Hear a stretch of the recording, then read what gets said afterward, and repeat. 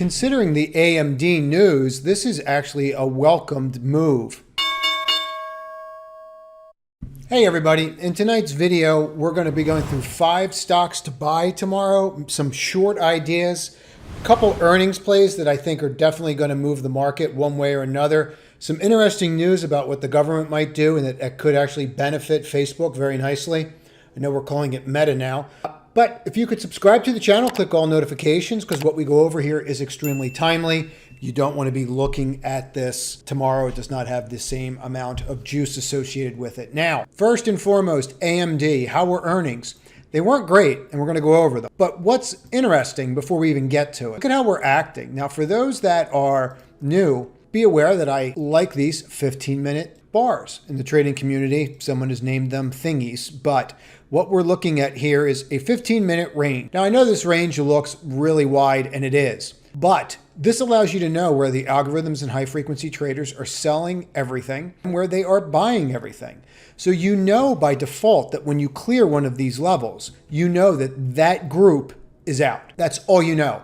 That usually will allow the selling pressure to abate and let the stock go higher. And it will, same to the downside, it will let the stock drop lower, right? Just a really quick tip. I want to go over another quick tip at the end of this video. Just stay to the end because it's important. It kept us out of harm's way in the trading community today. And it's something very simple that anybody can do. So now we know where we're at and we know that we're in the range. How were earnings? Well, they were not dumpster fire status, but they were not ideal either.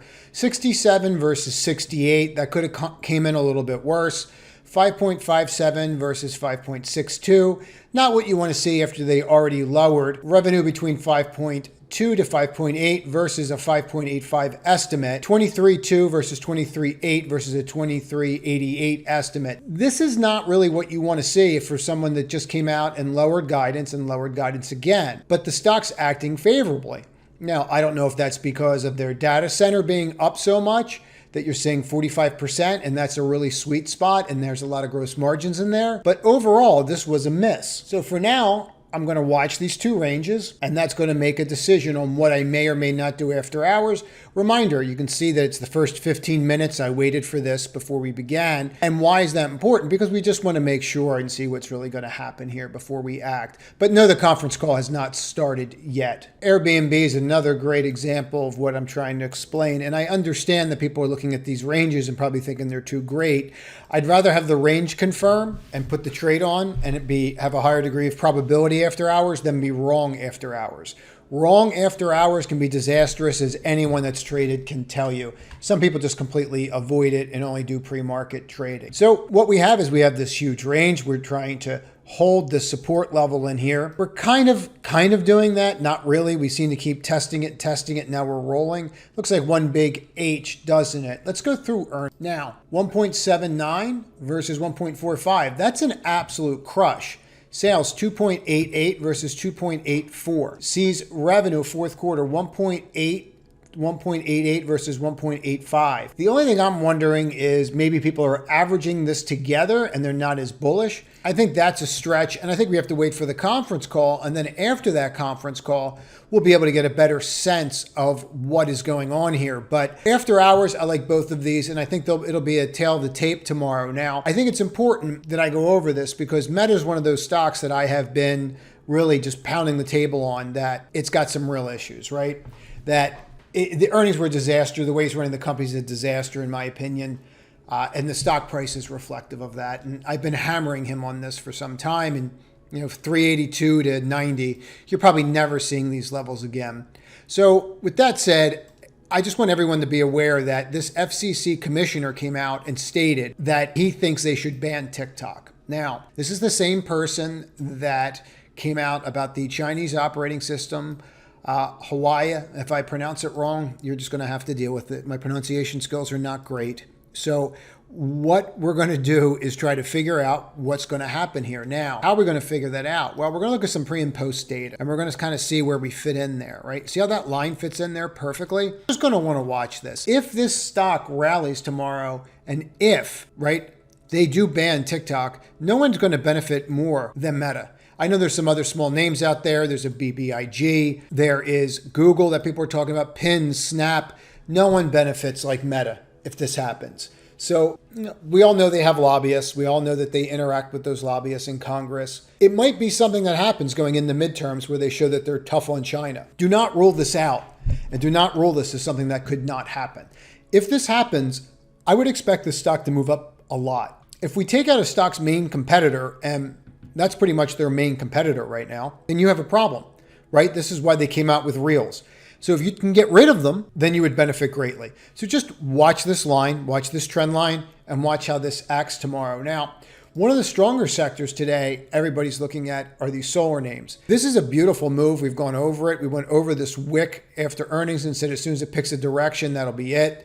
Since then, it's up about $10. I found this extremely difficult to trade, and that's just because of where you are in the market right now. This is not something that you buy when you start looking at a first 15-minute bar.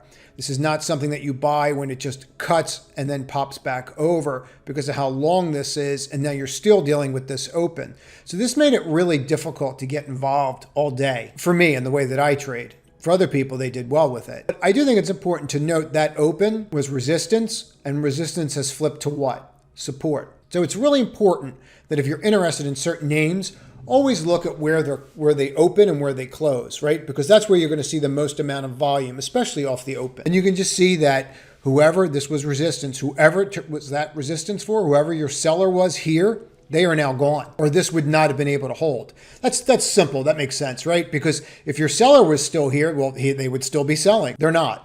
And that's why it's holding. So this is interesting for tomorrow, maybe after the Fed, which we have to get through at 2 o'clock, then 2:30. You could take a look at it and go from there. But I do like this name, and it is something that I would be paying attention to. Now, as far as a short, this is something that we shorted today in the trading community. We did okay with it. We could have done better just hanging in there. We had that little wick pop up, and that was pretty much the majority of the trade. Some people hung in there. I was looking for a gap fill. I'm telling you why I'm bringing this up. This was a good quarter, and all we did was sell straight down. So the idea that this is going to hold tomorrow is probably not likely, and it's probably going to do more than a gap fill. So I would not be surprised to see a couple days of weakness, something which seems to be a pattern, right? So let me just show you what I mean by that. So here's your earnings, just so you know where you're at. But you see how you have these gap downs, these long red bars, and then you just have follow through on those bars. Whenever you have that and you can identify a pattern, you just want to pay attention to them, right? Because when you start to see them, it just lets you know how people are trading, just like in here. Just down, right? So once they have these reversals, very similar to this one more than any of them, you can see, right after earnings, you gap up, and then you just never look back, constant selling. So I'm not so sure that this selling is over. And what I would say to you that is if you break that 567, you might want to take a look at this. It might be something for you to short. Now, I did say I wanted to go through something that I think will be very helpful to you. This morning, we came in, and the bond market was down 3.5%. Now, the bond market, by down, meaning the yield was down, right? So they were buying bonds. So you closed last night here, and we opened here. So bonds actually rallied 3.5% last night on what was going on in Japan. Why is this important? Well, when you have like a 3.5% move in the 10-year treasury, just picture this inverse, right? This is yield. As yield rises means they're selling bonds. As it comes down means they're buying bonds.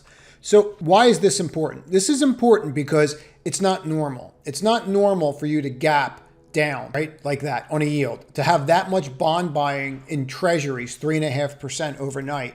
And if you do, it will be spread into everything. So what you want to do is you want to look for anomalies. In other words, what we want to do is say, okay, well, this is where we closed, right? This is where we opened, okay?